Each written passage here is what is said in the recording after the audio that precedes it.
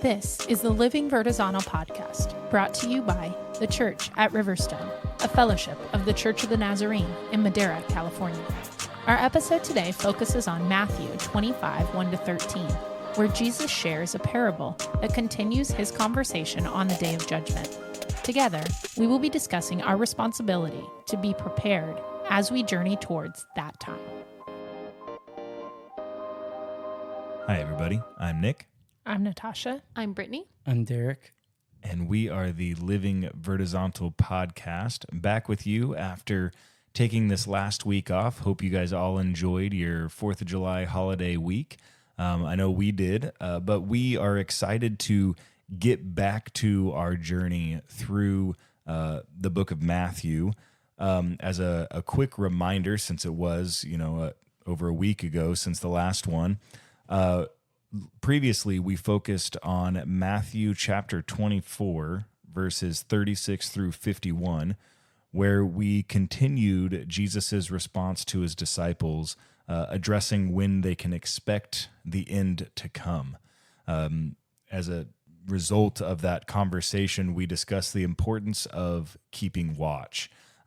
This week, we are going to turn to Matthew chapter 25, and in this passage, Jesus, instead of having more direct teaching, shares a parable. But even in this parable, he continues the conversation that he has been having on that day of judgment. And so I believe today we have Natasha reading for us. So Natasha, would you read Matthew chapter 25, verses 1-13? Yes. Chapter 25, verse 1. At that time, the kingdom of heaven will be like 10 virgins who took their lamps and went out to meet the bridegroom. 5 of them were foolish, and 5 were wise. The foolish ones took their lamps, but did not take any oil with them. The wise ones, however, took oil in jars along with their lamps. The bridegroom was a long time in coming, and they all became drowsy and fell asleep. At midnight, the cry rang out, "Here's the bridegroom, come out and meet him." Then all the virgins woke up and trimmed their lamps. The foolish ones said to the wise, "Give us some of your oil, our lamps are going out." "No," they replied, "there may not be enough for both us and you. Instead, go to those who sell oil and buy some for yourselves." But while they were on their way to buy the oil, the bridegroom arrived. The virgins who were ready went in with him to the wedding banquet, and the door was shut. Later, the others also came. "Lord, Lord," they said, "open the door for us." But he replied, "Truly I tell you, I don't know you. Therefore, keep watch, because you do not know the day or the hour." All right. Thank you for taking us through that. Let's just jump in as we always do. What are we seeing here? What are your thoughts or reflections on this? Well, so before we start talking about what's in the text, let's go ahead and take a look at the context really quick.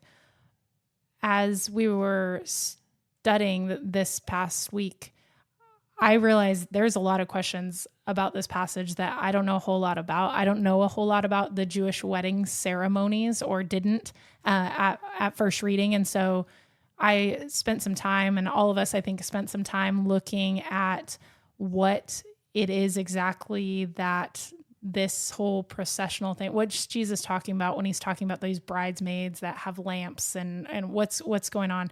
And so in the Jewish culture, there would have been a kind of we'll say a 3-step process. It's more complex than that, I think, if you want to get into it, but we'll simplify it to a 3-step process. So the first part is the betrothal. And so that would be where the match is made, it's arranged. Usually the bridegroom's going to give some sort of gift to the bride. They meet at the bride's household and they'll sign papers and agreements. And this kind of formalizes that they are in fact going to be married. And so at that point, for all legal purposes, they're basically married, but in practice, they're not actually living together yet. So then the bridegroom leaves the bride's house and he goes back to prepare a place for her at his father's estate. And usually this takes somewhere around a year or a little bit longer. And so, for example, this would have been where Mary found herself when she conceived by the Holy Spirit Jesus. And so she would have been in this betrothal period, this waiting period, waiting for Joseph to prepare a place for her at his father's estate. And so that's kind of where we come on the scene at this with the virgins waiting outside. So no one really knows the time that the bridegroom is going to return, except for the father of the bride. Even the bridegroom is a little bit unsure because he'll contact the bride's father and let him know that preparations have been made, and then the bride's father will approve of the preparations and see to it that the bride is ready to go. And so once everything is in place, only the bride's father really has the ability to say, yes, let's go forward. Yeah, it's time. And so he'll call the bridegroom to come, but how long the bridegroom then takes to respond is kind of up in the air. And so at that time, they know they need to be waiting. They know they need to be ready because the bridegroom is on his way and he's going to be coming. And so it is the job of these virgins to act as a part of the wedding processional, to help call attention to the bride and to this wonderful celebration and the party. And so their job essentially is to light the path in the event that this occurs in the evening. And often as I was reading, it seems like it does. That seems to be the normal time for showing. And so these bridesmaids or virgins would have been waiting outside with their lamps burning, waiting and waiting and waiting for this bridegroom to come. And so they fall asleep, they get tired. And then as he shows up into the town, he starts to enter the area coming towards approaching the house, and people are calling out. And so they know he's coming. And, at this point, the foolish bridesmaids are awaking and they're realizing, oh my goodness, we're not going to have enough oil to walk all the way back with the processional back to his house where this banquet is going to take place. We're going to miss it and we're not going to be able to light the way. And so this is kind of the panic moment that's going on with them. And so, of course, they're asking the other bridesmaids who had extra to share. And they're like, well, no, we can't share, because if we share, then we may not have enough to make it back to the processional. And their whole purpose in being there is to light the path. And so if they're not there to light the path, they really don't have any business being a part of the processional. That's their job, that's their role, and that's how they're going to be identified to allow them admittance into the wedding banquet once they return with the bridegroom and the bride back to the bridegroom's place that he has prepared for his bride. And so that's kind of the context that Jesus tells this story. And for me, it gave a lot of clarity because I guess I didn't understand who these virgins were, why they were waiting outside, or why they had lamps at all. And so that helped me to read this with a clearer view, I think, of what Jesus had in mind and what he was trying to communicate when he shared this parable with his disciples. So then with these pieces, with this context in mind, with this idea of kind of what a traditional Jewish wedding time period would look like, let's now look at Jesus's parable. What might he be saying to us? What might he be communicating? What's getting your attention? I think the first thing that sticks out to me comes from verse 2, where he talks about the wise and the foolish. If we look back to Matthew 7, he's already used this wise and foolish, this comparison between the two when he was talking about the builders. So building a house on rock versus building a house on sand. And even in that passage, it seems like a passage on preparation. Mm-hmm.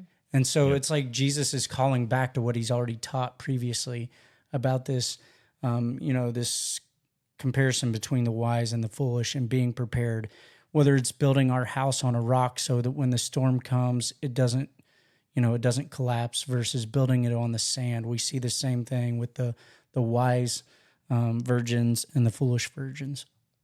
Yeah, it seems like Jesus is really emphasizing this idea of the right question to ask is about how to be prepared, and not so much about the times or the signs or any of those things, not about, who will get to be in the kingdom of heaven or any of those questions, but really, how can you make sure you're ready? Mm-hmm. So I think that's a good call out, Derek, because I don't know that I would have put that together. Just a thought that's been going through my head as I think about our conversation from 2 weeks ago, and this idea of like Jesus is calling us to be watchful, and that was through the story of like talking about the owner of a house, and if he knew when the thief was going to come, he would not like essentially have gone to sleep. He would have been watching for him and been ready for him.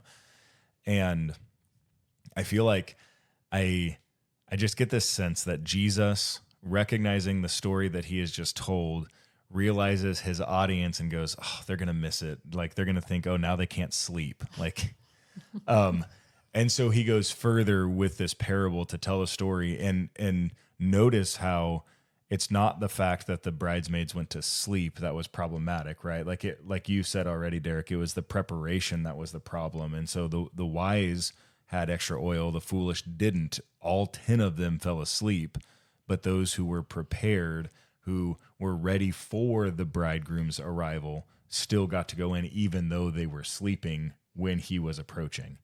And so I don't know, maybe some comedic relief I feel like I started to sense as I read this, think like maybe just a peek into Jesus going, all right, let me take this a little further for you guys. Let me help you out here. Well, it's almost like the 5 foolish lived a life of that whole period of being asleep. Because really, in their lack of preparation, it wasn't that, he does point out that they all fell asleep, but there was an element of not being alert the whole time. Like almost like life goes on. I've got time. Almost as if I've got time to get oil. I've got time to get oil. I've got time to get oil. And then before you know it, like, groom's here.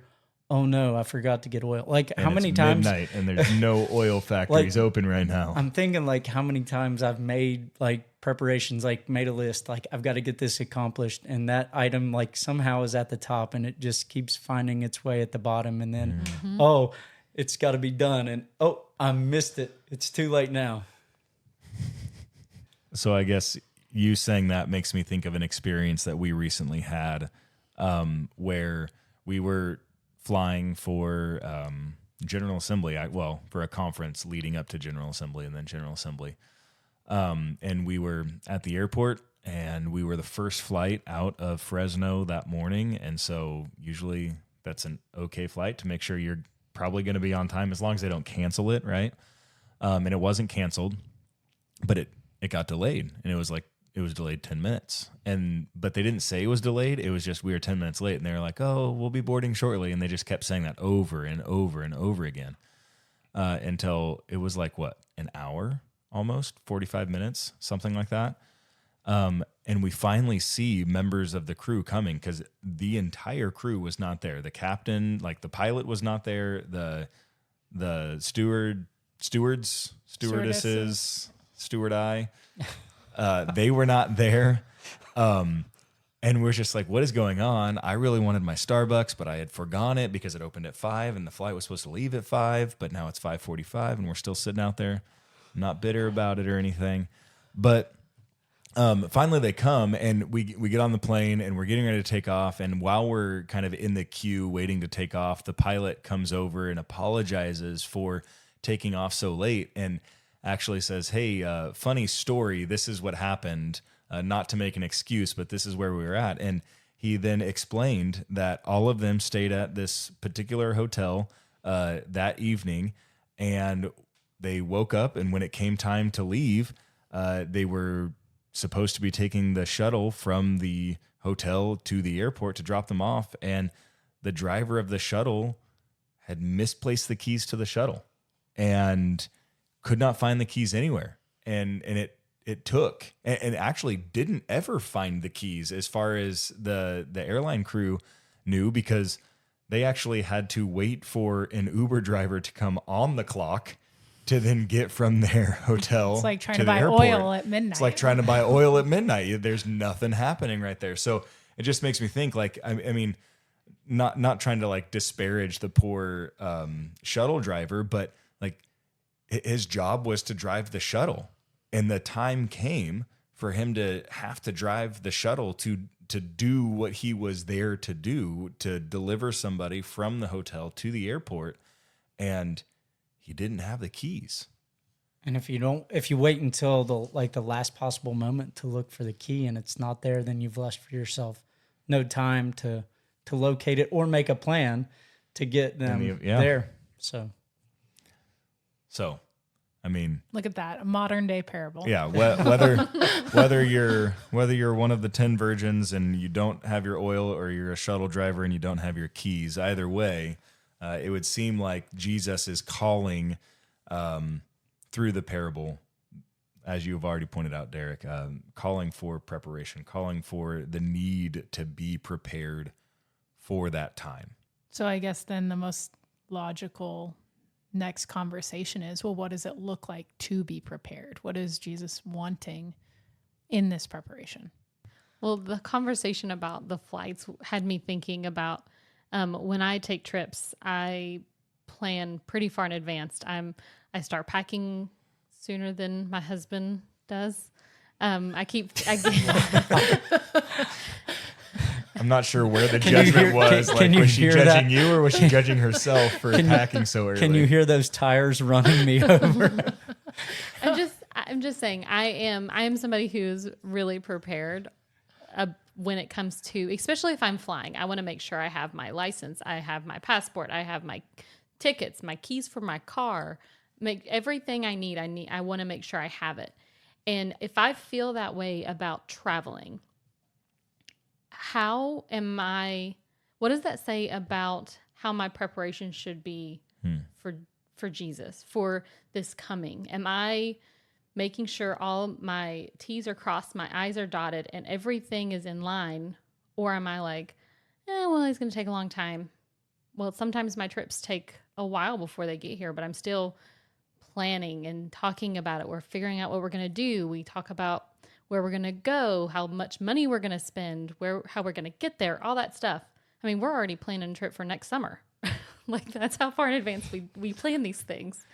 But am I equally putting that much effort and time into preparing for Jesus? And when I think about preparing for Jesus, I'm thinking of learning the most I can about him by understanding how he thinks, to have his thoughts be my thoughts, to take everything that I think, everything that I do, take it to him before I do it. That living horizontal that we've talked about almost every episode. Am I learning and growing and building those muscles, of those Christ-like muscles, to be prepared? Or am I sitting around just waiting because he's taking a long time? I've got time. In thinking about what you were just sharing, I think back to this week's youth group that we just had, and one of the students, we actually watched one of the sessions from NYC. I think it was session 4 that we watched, and then had some time just talking about what the speaker had addressed, and you know, what was Jesus maybe saying to them through it.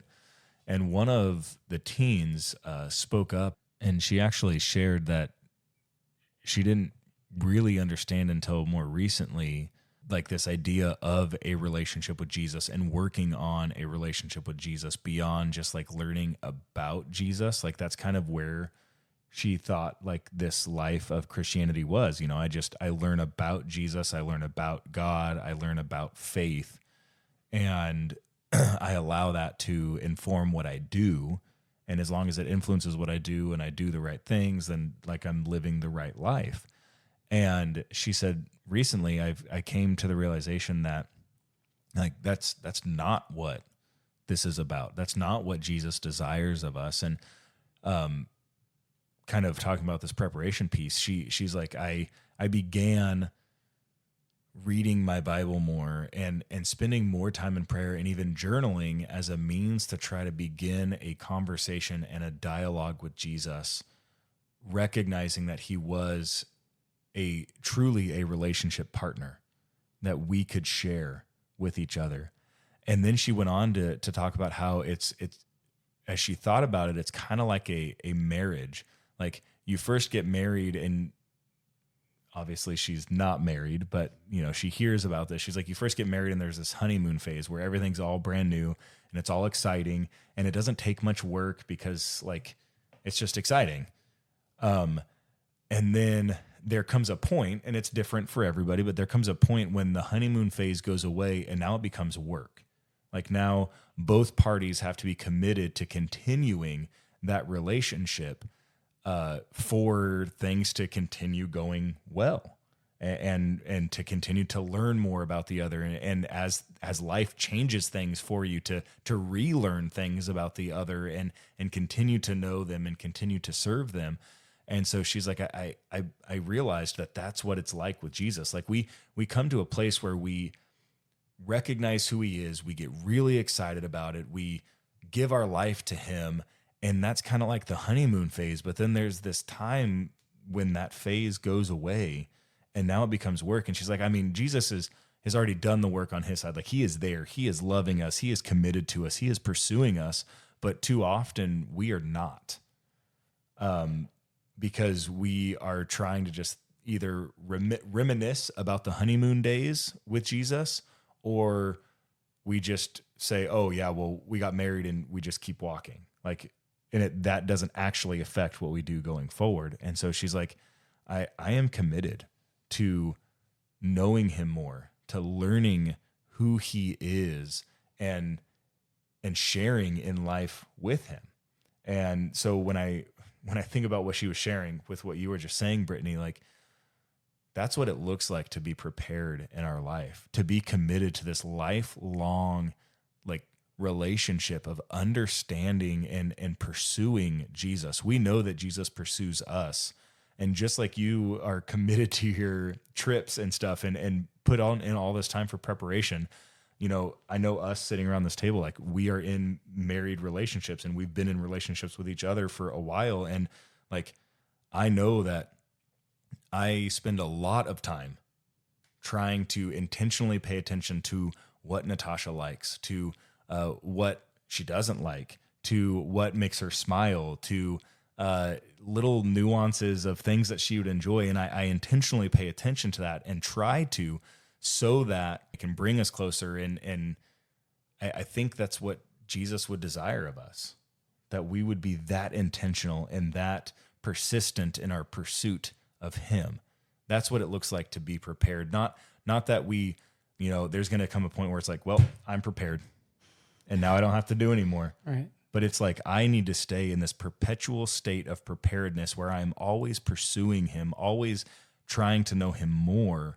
Is it possible that part of the reason that it is easy to fall into this place that the foolish virgins were at is because we don't focus on the kingdom being at hand now? We talk like the kingdom to come and not that the kingdom has already come. Like, I feel like that is a possibility of like why we kind of fall into that, that lull or that like ability to be lackadaisical, because we're like looking ahead and not living in the here and now, because like Christ wants those things to be present here and now, not just to be something to look forward to into the future. And part of the journey of being prepared is living in the moment and not like missing what's going on around us.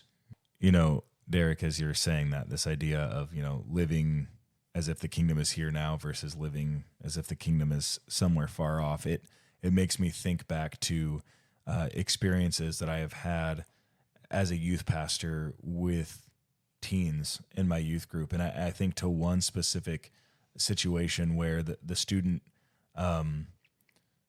we had been having a conversation about what it means to live in a relationship with Jesus and what it could look like and what he desires of us. And ultimately, as we had this conversation one night, we had broken off into our group, into smaller discussion groups, and her response to it, to this conversation was, I have too much of my life still to live. There's too many things that I want to do. I'm just a teenager. I have time to make a decision like this later on. And that broke my heart because, as made evident in the story, we don't know what the time is. We don't know what the time is. And so that tore me up, that was kind of her mentality. And I think about another student who I have an experience with, who was a part of one of our youth groups as well. And we, again, we're having a similar conversation about what it looks like to live like Christ and what he has invited us into. And that evening, her response was, I have time to forgive these people. Right now, it's just too real and I'm not interested. That's not what I want to do. And we didn't see her after that for a while. Still kind of kept in contact with her, but she wasn't really coming to the youth group as regularly as she had been. And the thing is, these two stories, they have the same sentiment carried with them. Both of them said essentially their idea was, we have time. One of them, she's still alive and she has time. And I pray that she will make a decision at some point to say, you know what, I do want to live in a relationship with Jesus. I've got enough of my life behind me now. I want to live the rest of it for him. But one of them, that's not her story. She tragically died. And I don't know, like I said, she had kind of no longer been attending our youth group. And so I don't know where she was at, but I know one of the last conversations I had with her was one where she said she wasn't interested in extending forgiveness to others. She wasn't interested in walking in line in relationship with Jesus, right? And so I think about what you said about this idea of living as if the kingdom is here and now versus far off. And those two stories just come crashing into my mind because it's tragic, but it is like of the utmost importance that we recognize that we are called to be a kingdom people right now, not later on, because nobody is promised later on. We have no idea what tomorrow is going to bring. We have no idea what the next minute is going to bring. And so every moment of every day, every opportunity we have is an invitation to be living in preparation for standing face to face with Christ. And I think not just for us, but also for others, right? Like we have to recognize the responsibility we carry. Like this isn't just, this can be a scary thing to think about, but I don't think that's Jesus's intent. No. For the disciples, I don't think his intent was to scare them into following him. I think that's not love. No, I think he wanted them to understand the fullness of the responsibility to which he was calling them. Mm-hmm. And so I think as we read this and as we listen to these stories, I think it's important for us to keep that at the forefront, is that our motivation has to be love, or as you said, or it's not right motivation, which means it's not right heart anyway. And it's not a right relationship. Like it's not the relationship that Jesus desires of us. And Jesus, especially here in Matthew, like throughout Matthew, is all about the heart, and the heart being right, not the actions, the heart. And so, yeah, I think that's definitely a good call out. Very important. In no way were those stories to scare, but those stories were, for me, just kind of real life examples of what you voiced, Derek, about this idea, the contrast of living as if the kingdom is here versus living as if the kingdom is somewhere far off in the future.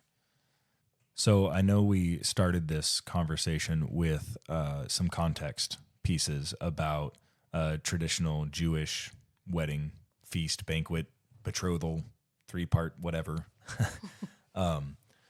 But Jesus in this parable, in the small amount of words that he uses, walks pretty well in line with a traditional Jewish celebration of a wedding until the very end of this parable. Traditionally, once the bridegroom comes back and they take their journey with the lights where the way is lit, they will go back and have a party. And they will go through a door, right? A door is mentioned here. They will go through a door, but traditionally that door is left wide open because wedding feasts are just that. 7 days of 7 days of just awesome, having fun, partying, Celebration. enjoying the festivities. And so that door would be open because everybody and anybody is welcome to come and celebrate. But Jesus, who has walked perfectly in line through this parable with Jewish tradition, begins to divert from Jewish tradition at this point because he says the door is shut. And I think he does that very intentionally to signify the importance and the weight of preparation or not. And he says ultimately, right, those who are prepared get in, and then that door is shut, and those who weren't prepared do not get to come in. And so that just goes to further emphasize just how important it is in this life for us to live like the kingdom is here now, like you said, Derek, and for us to live a life of preparation, being ready for the return of the bridegroom. And that looks like, I mean, it's not just about being ready for that specific day of returning for the bridegroom, right? Like any day could be the day that he returns. So every day is a day that we are prepared for that moment. And so when I think about that, and earlier, I believe, Natasha, you asked, so what does it look like for us to be preparing? What does it look like for us to be prepared? And I think about the bridesmaids, the virgins, and what their role was in the celebration. Their role was to light the way, to make sure there was light on the path from the journey from the bride's house to the bridegroom's house, and guide everybody along that way. And I think back to Jesus's identification of his followers in, I believe it's Matthew 5, where he says that you are the salt of the earth and the light of the world. Like, as Jesus's followers, as his disciples, we are to be those who are lighting that path.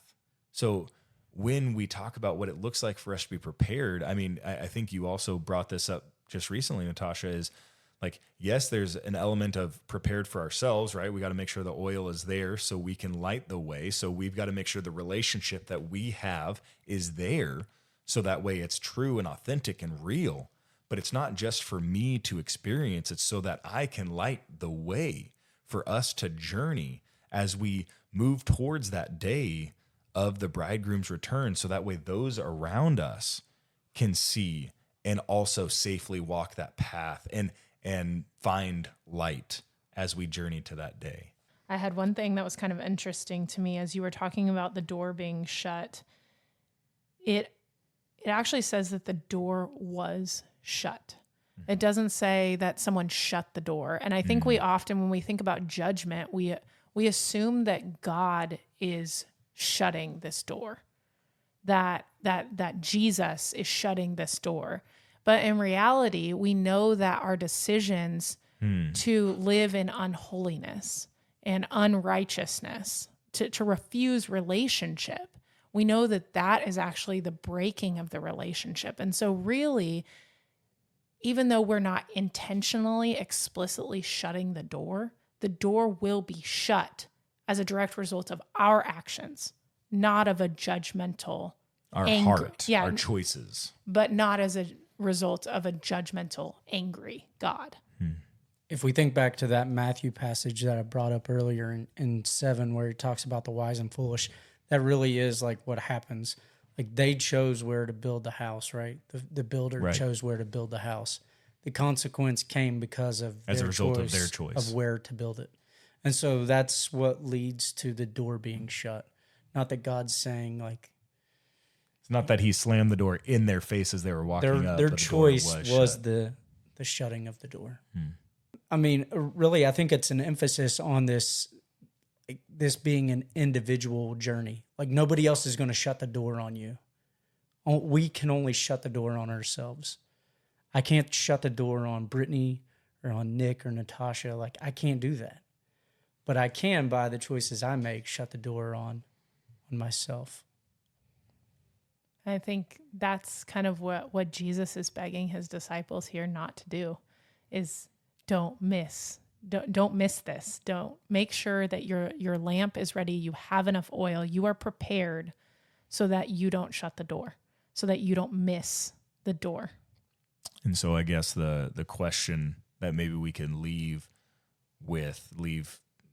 listeners with, leave us with is, so then what might Jesus be inviting us to today, or maybe this week, or throughout this month, or this year, whatever? Let's start small today. What might Jesus be inviting you to in preparation for the kingdom here and now?